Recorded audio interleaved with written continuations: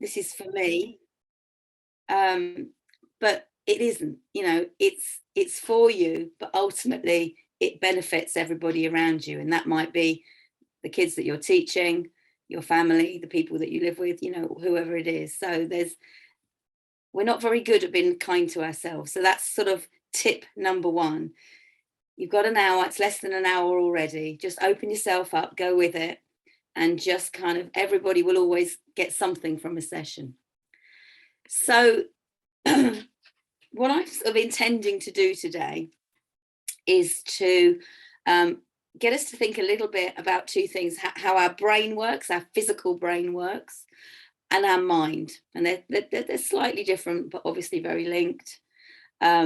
And sort of look at the basics of what mindfulness actually is. I think there's a lot of misinformation really about what mindfulness really is. So we'll look at that, the basics there. And then I'd like to do in this session two actual practical things. One will be a very short practice, just sort of 2 or 3 minutes. And the other one, I hope we'll get up to sort of 7 or 8 minutes. And I invite you to get yourself really comfy for that second one. So you might want to just be having a little think around the space that you're in now. And it might be, if you wanted to, really nice at the longer practice to turn your camera off, to find somewhere to lie down, get really comfortable and just allow yourself to indulge in a slightly longer practice. So I thought I'd give you a heads up now so that you can kind of be thinking about that. All right, so I'm not very high tech. I feel slightly embarrassed that I'm talking to a bunch of very arty, textile-y people. And I'm going to talk about your mind, which I've got a snow globe for. This is going to be one of the metaphors that we use. And I've only got a little piece of cardboard. So I'm not very good at making props. But I'd like us to think about our mind like this snow globe. Quite clear at the moment. And if I give it a shake, see the stars. This is like our thoughts. And what happens is, as we go through our day, we're just constantly getting jogged. Constantly getting jogged. Constantly getting jogged. And so our mind, we've all felt that. You feel that, don't you? When your mind is very full, it's very cluttered, can't think straight, you get very reactive. And what mindfulness is doing is saying, well, can we clear that? Can we clear that in any way at all? Now, the other part of this with the mind is that very full mind of thinking. If I put my very high-tech piece of cardboard over here, is if you look above what I call the waterline there, only that much of our thinking above the cardboard there, above that, I call it the waterline, is conscious. Actually, underneath all of that, all the stuff that's underneath, it happens in a whoosh, it happens in a nanosecond, and we don't even know we're doing it. So I want to kind of come back to that as an idea, but I just wanted to kind of leave it with you as a thought. We will bring in this metaphor of our busy mind with this thinking that is constantly propped, okay, and gives us this sense of feeling, oh, I'm just rushing all the time, or I feel the weight of this thinking, or I feel the pressure of this thinking. Okay, so that's one thing I just want to sort of throw out there to begin with as an idea. So that's the mind. And then the other thing I want to do is just look at the physicality of the brain. And if any of you are scientists, you'll know much more about this than me. But I think I found it really helpful when someone explained this to me. If you think of us as very, very, very, developed creatures. So when we were, amoebas and very, very simple forms, when dinosaurs, reptiles, our brain was really little more than, there's something called the amygdala, which will be my thumb, which sits right at the center of the brain. and it just kind of gets held there. And really, the amygdala is, some people call it like the alarm center. It's the part of our brain that is looking for trouble. It's looking to protect us. So when we were just very simple things, very simple creatures, dinosaurs, reptiles, etc., that amygdala literally was, am I going to be pursued? Am I going to be chased? Am I going to be eaten? You know, it's that basic. And that's obviously important, you know, am I going to be in trouble or am I safe? Everybody needs that. So you may have heard that referred to as the lizard brain. So that's kind of what they mean. It's like when we were really simple beings, that amygdala, really the function of the brain in those very simple animals was just to kind of stay safe. So that's its job, that's its function. Then as we, you know, as evolution happened and we became, you know, lions and cheetahs and monkeys, and those other parts of the brain started to develop over the top. So we started to be able to problem solve. Yeah, so animals can problem solve and, you know, kind of make decisions. So our decision making came into that. Getting slightly creative kind of came into there. But the amygdala is still there. It's still pushing. We still need to know, where am I? Where am I in the food chain here? I'm an animal. Where am I in the food chain? Am I in danger? Am I a predator? What's going on? So our alarm center is always pushing, always pushing. And evolution goes on and we become humans. And then our brains really start to develop. So we get a really full brain now, prefrontal cortex. And this really helps us. This is the thing that makes humans different from the animal world, is now we can contextualize our experience.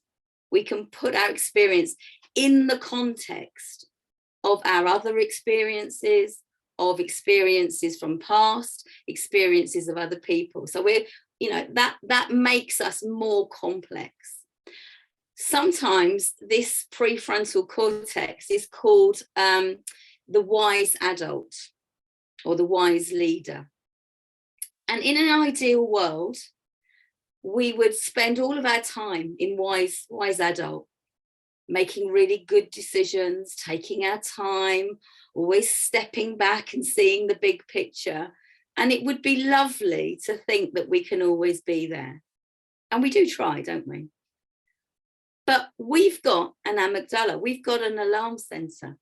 So we are actually designed for this amygdala to constantly push, oh, is there a problem? Am I in danger? Now, we're not in danger of being eaten, or hopefully, but we might be in danger of other things. So, you know, we might, you know, literally safety around the house and, you know, walking on roads, and, you know, you work with scissors and, you know, machines, you know, so there's all that sort of potential accident danger. So yes, that helps us navigate all of those things, but it also works for our emotional danger as well.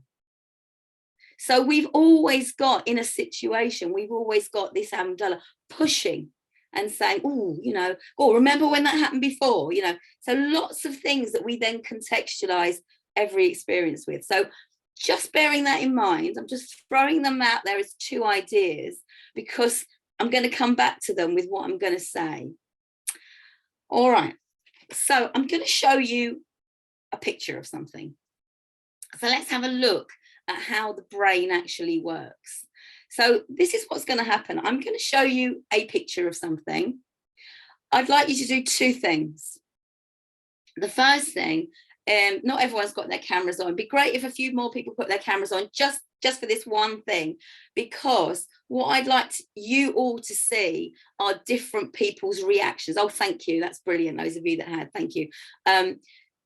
Different people's reactions. So if you really like this thing, give me a big thumbs up. If you really don't like this thing, give me a big thumbs down.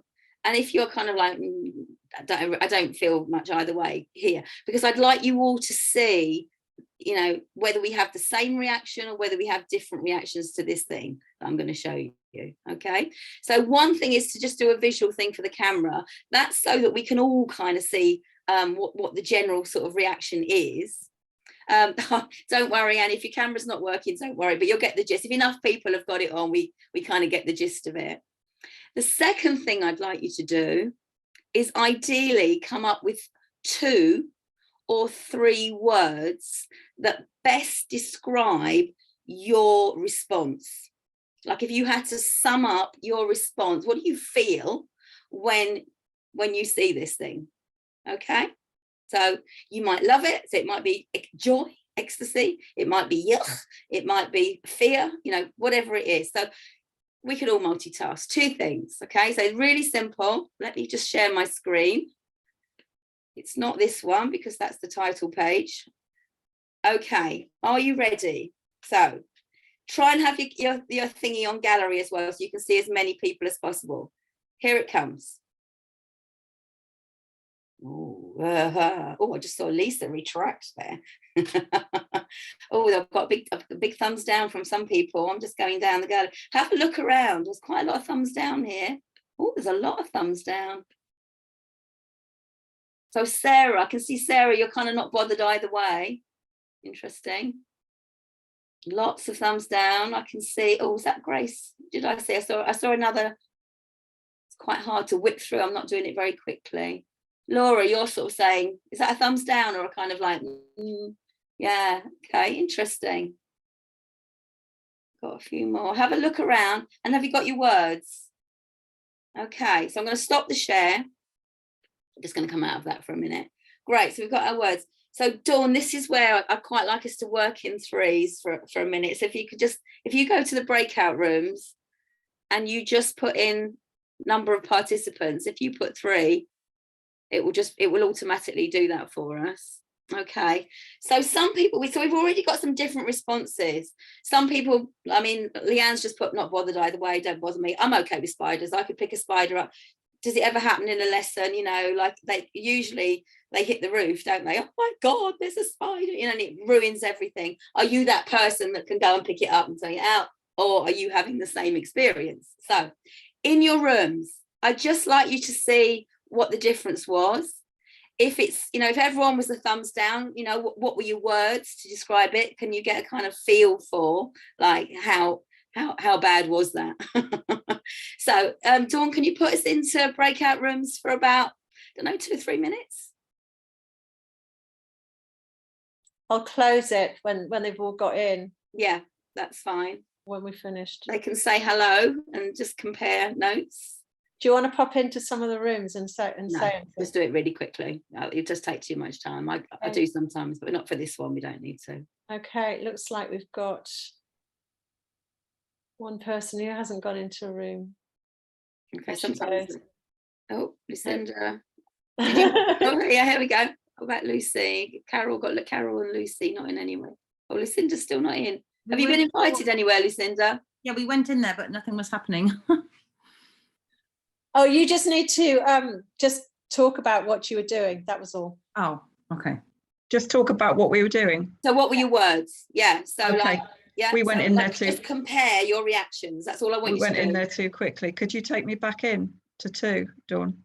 Yeah. 2. Hello. Hello, everybody in room 2. Can you hear me? I can't hear you.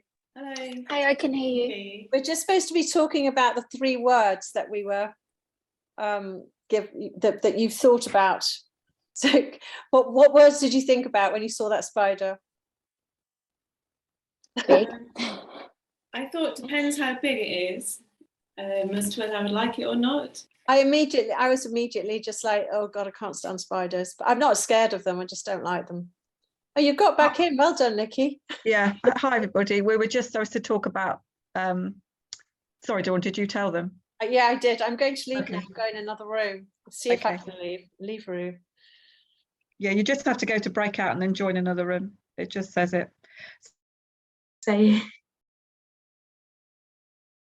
Oh, I see. So some people left the room before it was close that for us? Oh, we'll just get a feel. I'll ask for a couple of volunteers to just offer what was being said. Was it about the Okay. 3 words? Yeah, about so 3 I'm words. just Yeah, trying to what- get a feel for how did people react, you know, like Oh, what was the that was my difference reaction. between you? I Yeah. thought of the word crusty, and I don't Crusty. know why.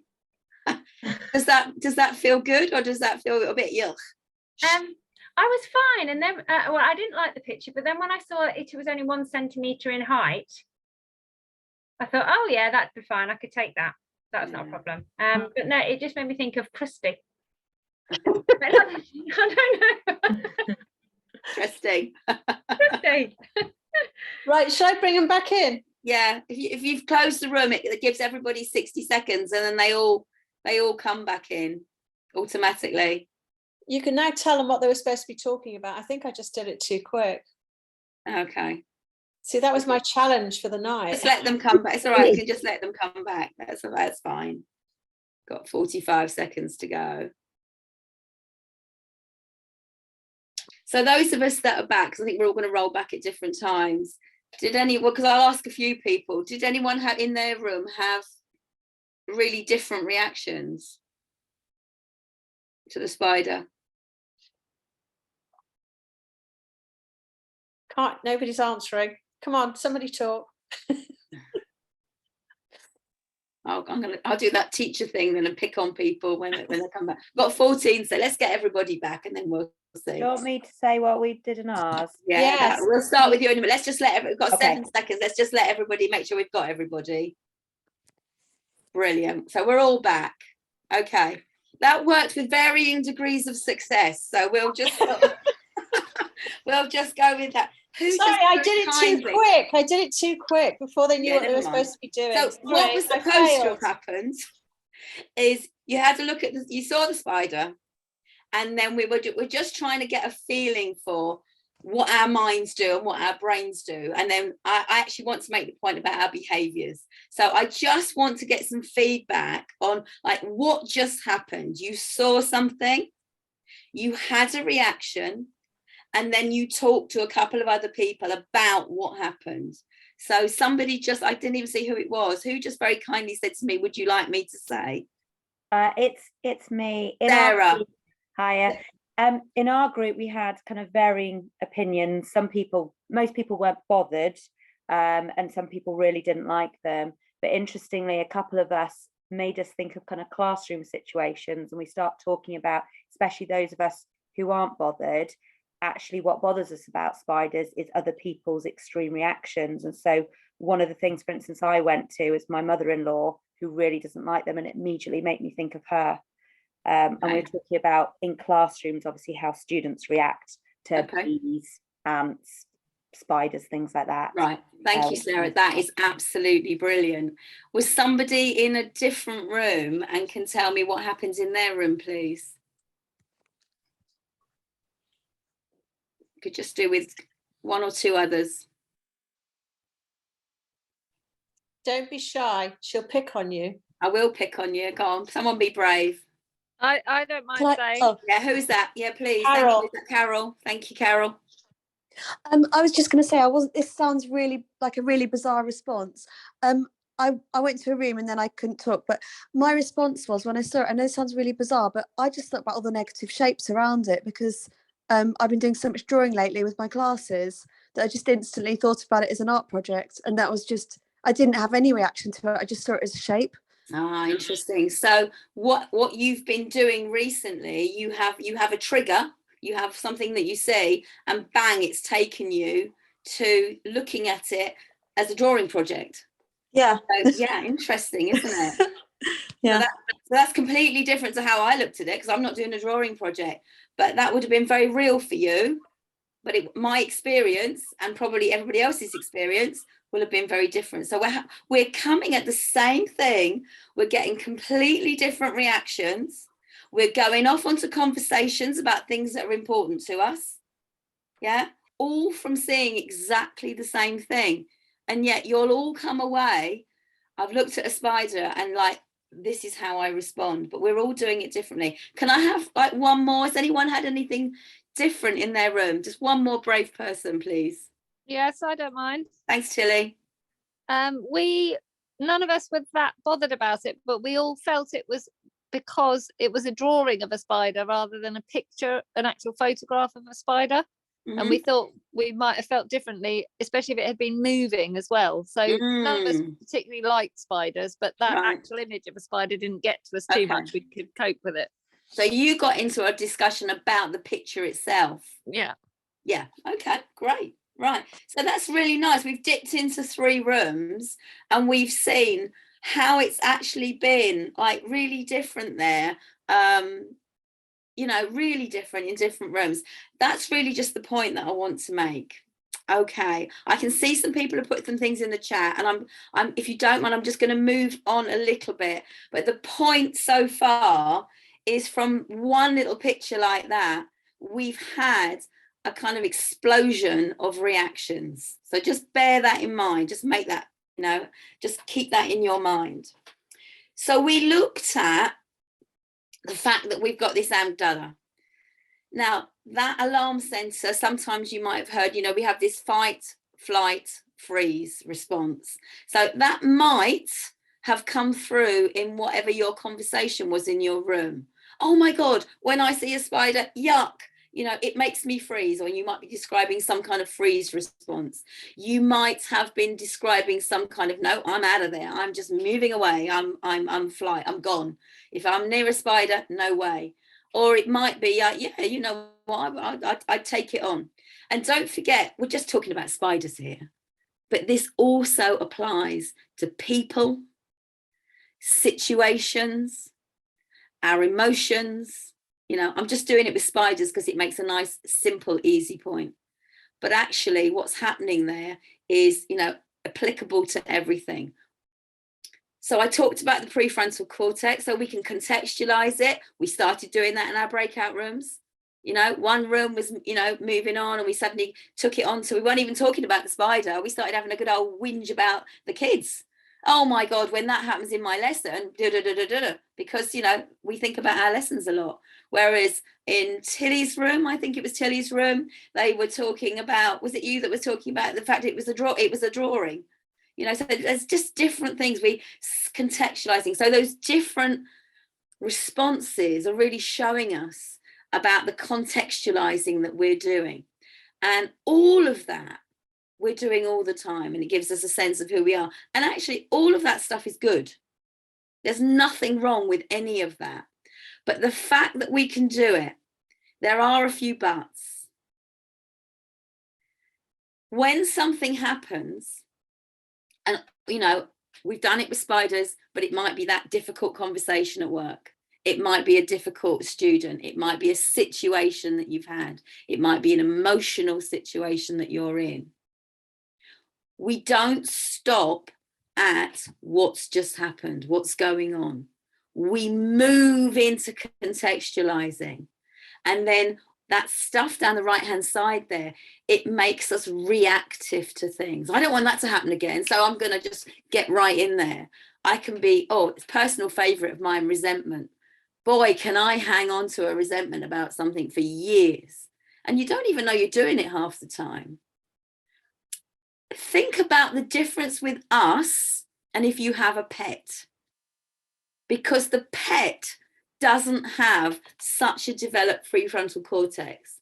So your dog will not be resentful if you're out of the house for hours. They will not complain or grieve, have a real grievance with you. They will just be pleased to see you when you come home. But we don't do that. We hang on to all these things. And it's our prefrontal cortex, it's our contextualizing that's doing that. The other thing that happens is we can make our own truth about this. So depending on what your response to the spider was, you may have a truth for you that spiders are scary. Spiders are horrible. Spiders are creepy. Spiders are something to be avoided. And so you will take a series of actions based on your truth that spiders are scary, because they are to you. But we've already seen from that very simple task that spiders are not actually scary to everybody. So it's not the spider that is causing the problem. The spider's not scary. It's our thinking about the spider. That's what gives us our experience. If it was the spider that gave us our nasty experience, we would all have the same one. It's our thinking about the spider that gives us our experience. So that's, for me, when I kind of learned this stuff, that was quite a big penny dropping moment. So making our own truth, making our own story, just bearing in mind that your version, my version of what's happened here, particularly with those difficult conversations that you have to have with people, my version might be totally true to me, but it just may not be the same as the person that I'm talking to.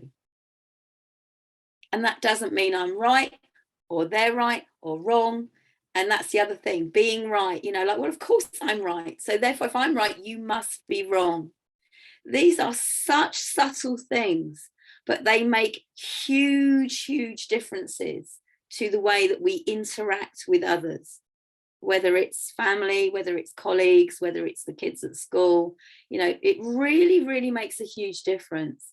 And look how fast we jumped on that train when we were in those breakout rooms, and we were off one task and we were off onto lots of other things. So our brains, our minds are so active, so that, you know, when we started thinking about a spider, we were already off. We were off and contextualizing and making stories and, you know, comparing to other times. So it makes our minds very, very busy. Okay, so I'm going to come out of that for a minute and then I will go back in. So with the mindfulness, if we go back to our snow globe, so we've just demonstrated in those breakout rooms, your minds, talking about the spiders, would have been so busy. And we saw a little bit, you know, example of that. With the mindfulness, what we're trying to do is not stop thinking, but we're trying to go, I'm just going to get quiet enough that I can notice what it is that I am thinking. I can notice what is actually happening. And that amygdala will keep pushing, no, you know, no. And it's like, no, I'm just going to come back and I'm going to try and find that space where I can actually notice what's happening for me right now. And once we get this lovely space in our minds, this is where the magic happens. This is where we find clarity. And it's the clarity to see what's actually going on for us now, for the people around us, what's just happened. And if we've got that mind that we want to dive into the future all the time, which teachers generally do, let's just come back. Let's see if we can just find this space. So in terms of the principles of what we're trying to do, because we're going to try it in a moment, these are what I would say are the basics of mindfulness. What we're trying to do, I'm going to start with 3. We're trying to bring our attention to now. What's actually happening in this moment now? Not what's happened before and our previous experiences of this thing, not what we think might happen next, but coming back to now. It's very hard to be in that place. So that's one of the things, and we generally use our breath to do that. Once we start to slow the breathing down, we are trying to nurture our awareness. What actually can we see? What actually can we feel? What really is going on just now? What's actually there? And then number 2 there, the third part of that, and this is the most important part, because we're terrible at this. We do it without judgment. Because it's the judgment. Oh, there I go again. I shouldn't do that. Oh, I failed again. Or gosh, that person's done it again. They're so bossy. They always do that. They make me feel like this. There's so much judgment in there that we're off. We're off on the runaway train of thinking into the future or harking back to the past. And we're not actually dealing with just this current moment, this present moment now. So we're going to have a go at a couple of these tasks just to see what that feels like. The other thing about this lovely space is once we have settled all of our thoughts that are whizzing around in our heads, we do have a little bit more space to work on the good stuff. And the two main things that we work on is developing our gratitude. And that is just noticing, going, yeah, I'm actually going to recognize the good things that have happened today, or where I have succeeded, where something has gone well. So that it's very easy where, because the amygdala is pushing, it's so easy to focus on the things that have gone wrong. And there's tons and tons of evidence to show that if you actually take the trouble to start noticing the things that are good or that go well, it is literally rewiring. You're firing up different parts of your brain.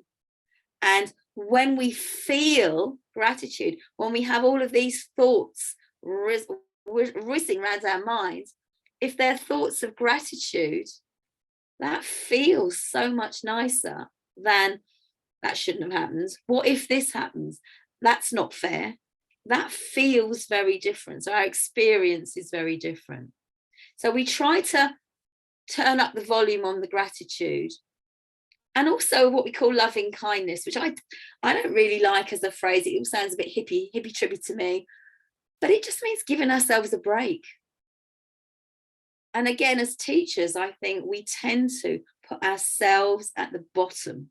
We put everybody else in front of us. And actually, being kind, offering kindness is a really, really lovely thing to do. But to yourself, start with yourself, give yourself a break. And that's really important. So we're going to do what I call a mindful pause. So this is a really short thing we can do seated. And we're just going to, I'm going to come out of that for a minute so you can see me. We're just going to do this so that we can just practice the basics of the noticing. Yeah, the noticing and without any judgment. So there's nothing to judge. We're just going to judge physical sensations that we can feel. So could you make sure you're sitting with your both feet flat on the floor, because this works much, much better if you are really comfortable and seated. And I'll just show you what we're going to do, because I'm going to invite you to shut your eyes once we start. You don't have to, but it's quite nice to shut your eyes because it heightens your senses, because we are going to feel our senses in our hands. But if you're not comfortable with shutting your eyes, you could just sort of lower your gaze down to your knees. But really what I'm going to ask you to do in a moment is hold your hands out, kind of like at the width of holding like a football or something. I'm going to invite you to, I'm going to count to 3, and then I'm going to count again, and we're all going to clap our hands. 1, 2, 3. I'll invite you to hold the hands out, and then I'm just going to ask you, to just think through what you can actually feel, but a nice hard clap. Okay, so here we go then. So just nice and comfortable, hands out in front. Just make sure you can, you can sit there for 2 or 3 minutes quite comfortably. I'll clap 3 times, and then we will clap 3 times. So we're going to do it at this speed. 1, 2, 3. Okay, all together, here we go. 1, 2, 3. And now I invite you to hold your hands out, to close your eyes, and really now tune in to the feelings in your fingers. So noticing any tingling in your hands, really taking your attention there. Do you feel the tingling or the sensations changing? Is there any difference as time passes? Maybe some pins and needles. Maybe there's some buzzing. Are you just noticing anything changing from moment to moment? Taking your attention now just to the little finger on your right hand and really using the spotlight of your attention. What's happening? What can you feel in that little finger?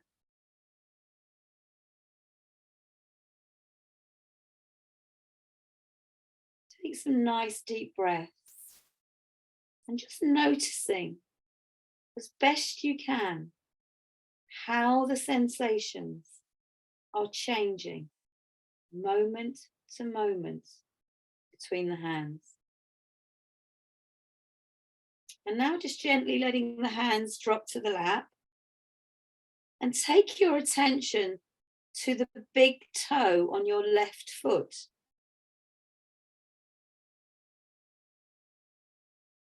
Be aware now of anything you can feel.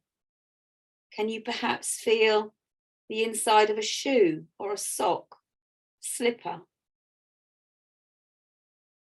How different does the big toe feel to fingers? Is there any tingling in your toes? Doesn't matter whether there is or there isn't, but just noticing, simply noticing whatever you do, becoming present. Become curious. What is it that you can notice? And now taking your attention to the feeling of the chair that you're sitting on.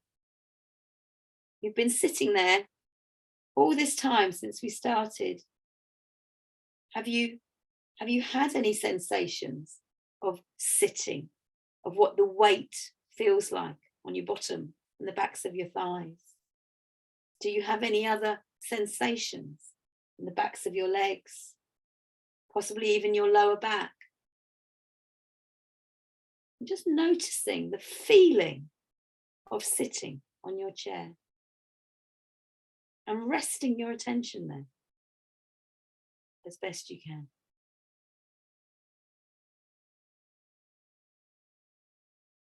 And don't worry if you've got thoughts running around.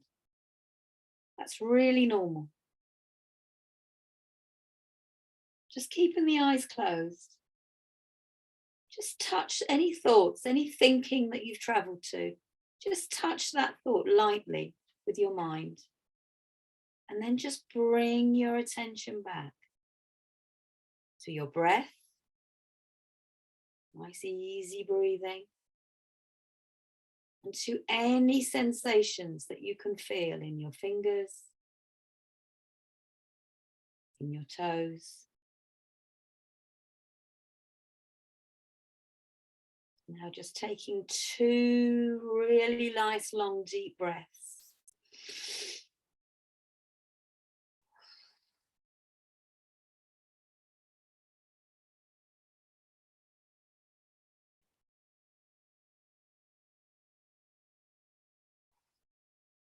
And gently just opening the eyes and bringing your attention back to the room.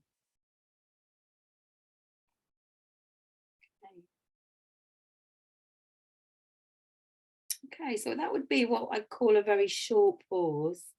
And what we were doing there is trying to bring our attention to now, using our breath to settle the mind. And then we were seeing what we could notice without judgment. So when we start with mindfulness, we often start with breath and bodily sensations because they're easy things to practice it with. As we move on, we can start to practice these things with the tricky stuff like our emotions and our feelings. But it's a great place to start with just the body. Just a couple of would a couple of people just like to feedback what what that felt like, or what was that like, that experience? Did anything come up? Was there anything unexpected that happened just now? Would anyone feel brave enough to just share?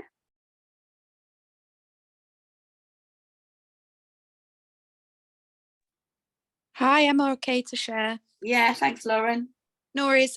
So after today's day, it's been really, really hectic and busy, and work's been crazy. So just having that bit of time just to sit and just do nothing really was really helpful.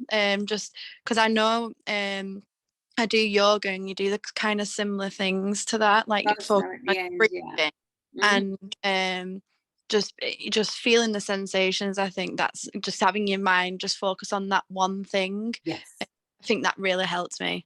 Yes, absolutely. Thank you. It's Lauren's hit the nail on the head there. With the mindfulness, it's about bringing the attention to one thing. Now, here it was breathing, and then it was to the sensations in the body. It might be, if we're sewing, it's about the feel, the feel of a needle, the feel of the fabric. If we're going for a walk, it might be just, noticing, color or shape or form, feeling the temperature of wind on our face. It doesn't matter what it is. The mindful part is doing it on purpose. One thing, as Lauren said, one thing, just taking your attention to one thing.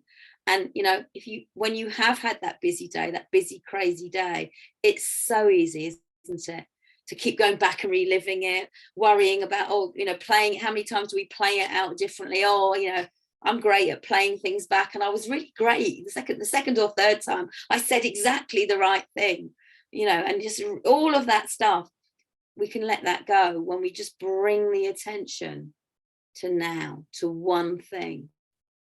Did anyone notice their body changing in any way? Did anyone have a physical change in their body, or did you notice something physically about your body that perhaps you hadn't noticed before? Did that happen to anybody? I can share. Thank you, Tilly. I noticed that when I brought my attention to one part of my body, it was generally quite relaxed, but the more I thought about it, the more I wanted to move it. So I was twitching my little finger and my big toe as I thought about them. Yeah. So you were off. Oh, am I comfortable now? Yes. Okay. Yeah. I need to move that. So there we are. There's the contextualizing. I can't just notice. I've got to make a decision now. I've got to make a judgment. Am I comfortable or not? So I'm teasing you, Tilly, but that's exactly what we do. Yes, that's exactly what we do. And mindfulness is not about changing anything. It's about, there I go. I'm a great fixer. I like to fix everything for people, and I'm really working on stopping. And when I'm tempted to do it, there I go again, taking a step back. You might be quite critical, or you might be somebody who, puts everybody before you, or you might be somebody who's a worrier, and there I go again. It's happening again. What we learn when we become mindful is we learn our patterns.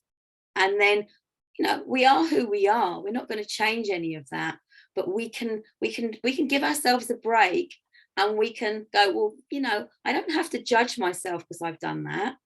I can just notice it's happened. I can give myself a break. I can just go, okay, there it was. And I can just bring myself back. With the mindfulness, it's like taking a step backwards from yourself. Some people describe it as stepping outside your body and looking down on yourself as an observer. And that really helps us make better choices, better decisions.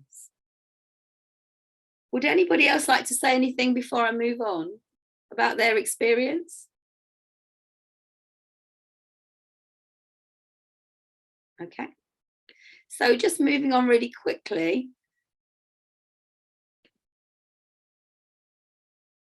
So this is really what I'm talking about. This line of like a timeline, really. We are constantly going to hark back to the past and worry into the future. We just go through our whole day. And the idea of mindfulness is to kind of bring ourselves to that center line, that present moment. But nobody can stay there. It's impossible. Mindfulness is not about being, in the present, not there all the time.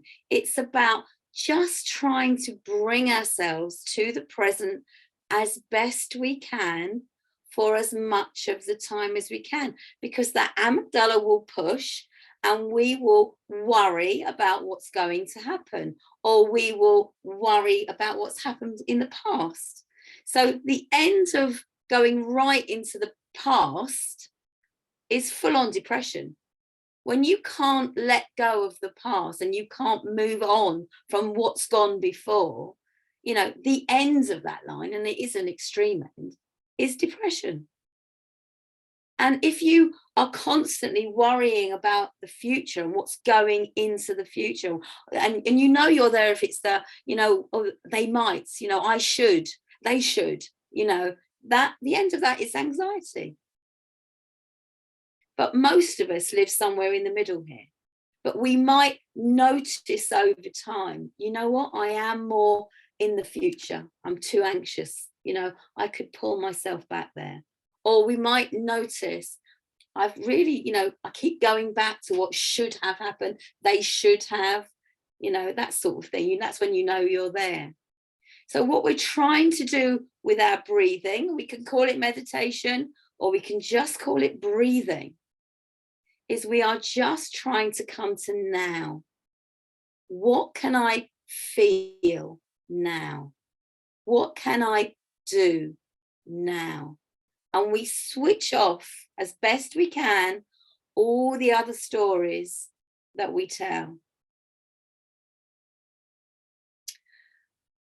And one of the ways that for me is quite helpful, got another lovely metaphor, but I'll leave this one with you. When we go to our breathing and when we meditate, thoughts will come. They absolutely will come. We can't stop that happening. That's our amygdala doing its job. So we don't want to stop thinking. If you're trying to say, oh, I don't want to have that thought, I don't want to have those thoughts coming, that's never going to work, because you're just adding another layer on there, more thinking.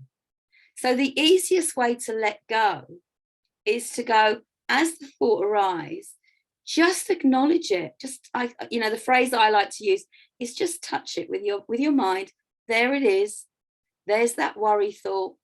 There's that I can't let go. They should have, I might, any of that thinking. Hello, I know you're there. Let the thought come, and then just let it travel right out the other side. Just like a cloud coming and going. And I really like the metaphor of our thoughts being like clouds, and our awareness is the sun, that spotlight that we can take our attention wherever we want it to go. That we can control. We can control where we take our attention. The thinking will come, but as long as we don't chase it and contextualize it and have judgments about it, we can also teach ourselves to let it go. And the fact is that we all are born with fantastic true well-being, which is like the blue sky that's always there. And yeah, we have days, we have cloudy days, lots of thinking, and sometimes, those clouds join up and it really feels like you'll never see the blue sky again. But if the clouds go, that well-being, it is always there. It's just sometimes we don't always see it. And for me, that's a really, really nice way to look at that. So we're going to finish with the body scan, but I'm just going to remind you, because I'm not going to go through these now, that in your note, we kind of looked at kind of what your mindfulness might look like, but I've kind of talked about that. You've got something you can download from the website if you want, which are these slides. And I've put some stuff on there about actually at school, at work, doing it with the kids. So that's something that you might want to just have a little think about. Okay, so we're not going to go through that now, but just to show you that those are on the notes and our thoughts to think about. But I want this to be for you now. And the other thing that I've put on there, I'll come out of this now. The other thing that I have put on there is a document which is about using mindfulness in the workplace and mindfulness as a leader. If any of you are middle leaders or senior leaders, that might be something that, you know, if you're interested. We've looked at the basics. It might be something you think, actually, I'd quite like to find out a bit more about that. I've really potted quite a lot into this session just to give you a flavour. I know we are going to run, Dawn, aren't we, a 6-week course after Christmas. If anybody is interested in that, we will do that, where we will go much more into all of these things and do much more practice. But there will be information about that. So we've come to the good bit, the last bit, and you can get really comfy for this. Please, if you would like to, turn cameras off, you can lie down, whatever you'd like to do. We've got about 5 minutes, so I shall make this a 5-minute practice. And just, I invite you just to have a lovely time with this. Let go. So I invite you to find a posture, seated or lying, where you can be comfortably at rest. Stay alert, but also relaxed. And allow your hands to rest easily on your knees, or your belly, or your lap. Let your eyes close gently. Or if you prefer, you could leave them open, but just with a very soft gaze. And now soften the eyes further. You might even sense a half smile of kindness around your mouth. And just let that sense of the half smile just fill your body, fill your mind, fill your body.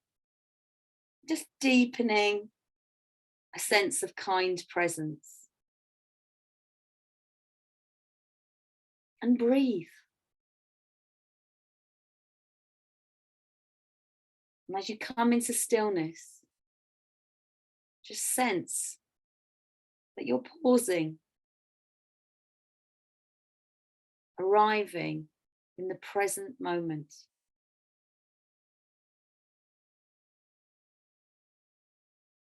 Take a full, deep breath and release it slowly. Slowly enough that you can feel the sensations of the exhale as your breath moves through your chest, your throat, your nostrils.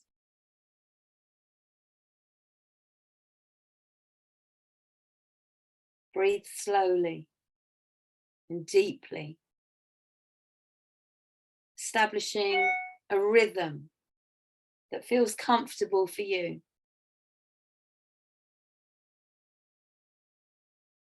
And if you'd like to integrate a count for that, you could breathe possibly for 3 counts in and 3 counts out. A lot of people find counting the breath very helpful.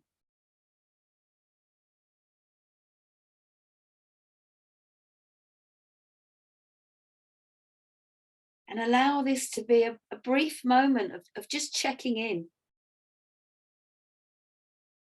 Scanning through the body from head to toe with a very gentle attention. Noticing sensations. Noticing any areas of the body that are tense or have a sense of holding. And just softening those areas or adjusting them.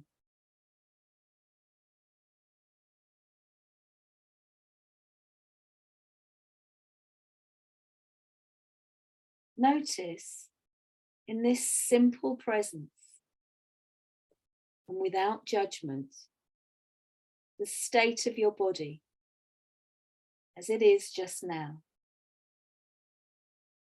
Is it warm or cool? Is there ease or tension?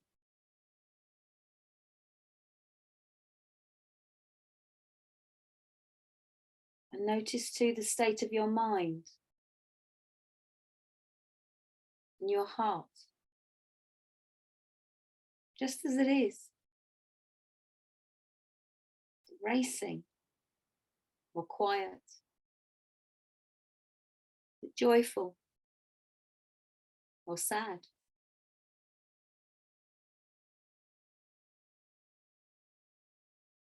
Just gently acknowledging whatever you notice.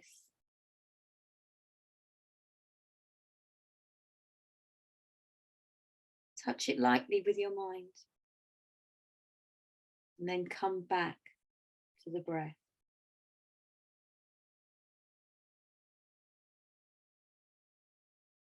Simply be aware that you are here, feeling the grounded sensations of here, right now, present in this moment.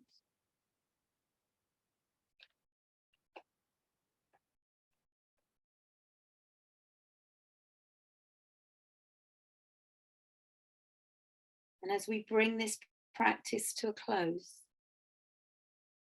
just taking this moment to thank yourself for creating this space, this time, for having the intention of doing this for your own learning, your own health and well-being. This is an act of self-love. So just some way of acknowledging yourself for taking this time. Allowing awareness to rest in the body as a whole.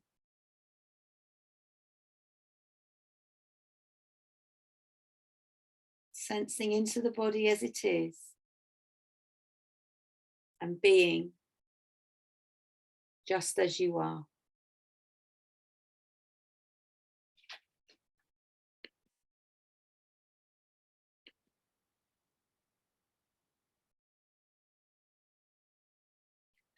And just taking a couple of deeper breaths.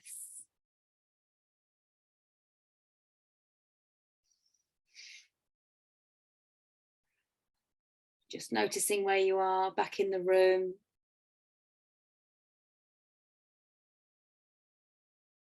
Just noticing any sights, smells, sounds, just bringing yourself back to the space that you're in. And gently opening your eyes.